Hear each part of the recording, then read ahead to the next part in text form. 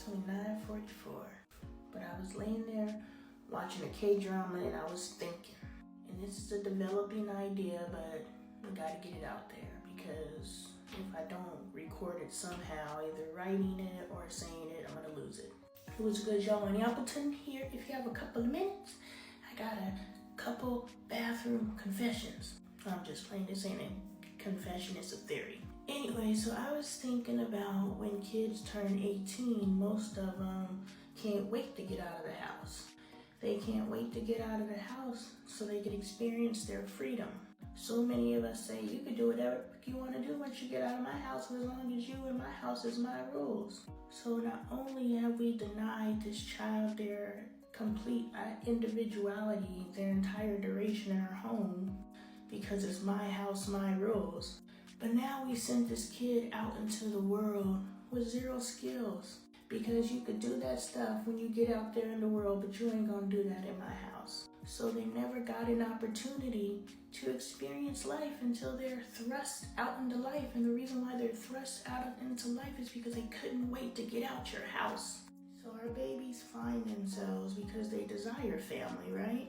But they're not getting that family from their family. So now they go out into the world and they're trying to cultivate a family. They're cultivating the family that they want to surround themselves with. And that takes time. So the first people that they're gonna bump up against probably aren't the best. They're probably people that were in their immediate circle, i.e. people they went to school with, because your world is only as big as your world.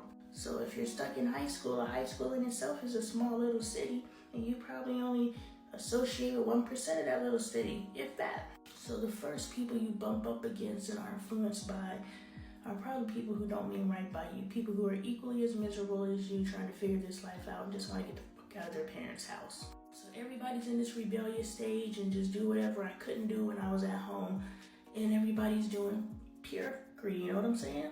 So there's a benefit in allowing your kid to have experiences before they leave your house, because when they get out there, they're not gonna wild out, because this is old news. Not I'm doing it because I'm being defiant. I did it because everybody else was doing it, I'll pass. That's just a theory, I don't know. But that's not the theory, that's the theory inside the theory. The theory is our kids are out here trying to make families of their own because their own family didn't satisfy that need for family. That means we as a family are missing something. If our kids can't wait to get out of our homes in order to experience life, it's because we are depriving them of a life. Definitely part 2.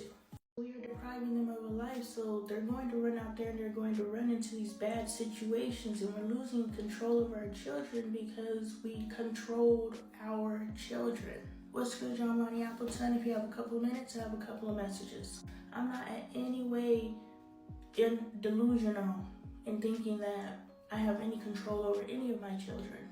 Now, when I was using corporal punishment and physical punishment to keep my kids in line, yes, I ruled and had control because they were terrified of me. It wasn't respect, it was fear.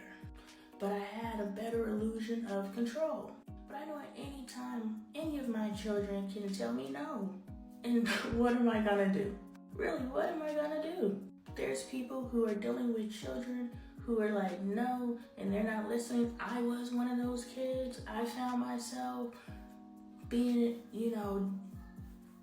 essayed by my peers because my mom told me, no, I can't go. And I said, F you, I'm going. She had zero control, zero respect, zero fear. By the time she got her hands on me, I was like going toe to toe with my mom. So she had nothing. My father had fear. My father also had respect. To this day, I respect my father. I don't know if he's earned my respect, but I definitely respect him for the position he holds in my life. There's 2 different things. Earned respect and respect for your position. Earn the respect of your child. But that ain't the point. The point is, our kids are running away from our families and going out into the world and creating their own families, which is good, but it's bad because they didn't find what they needed from us. So we want to say these girls out here got daddy issues, and you got these these issues because there's a void in your family, but what if there's no void? Physical void. What if the family is there, but they're still not giving the person the love and affection and attention they need to be a well-rounded individual? Everything is restricted. Every time they try to express their individuality, it's knocked out of them. It's threatened out of them. Their future is set up so perfectly for them that if they did anything to deviate from that path, their entire family is on their backs. So they can't live in their truth. They have to be whatever this is. And that was a message inside the message, because that definitely wasn't the message. But allow your kids to be their individual selves.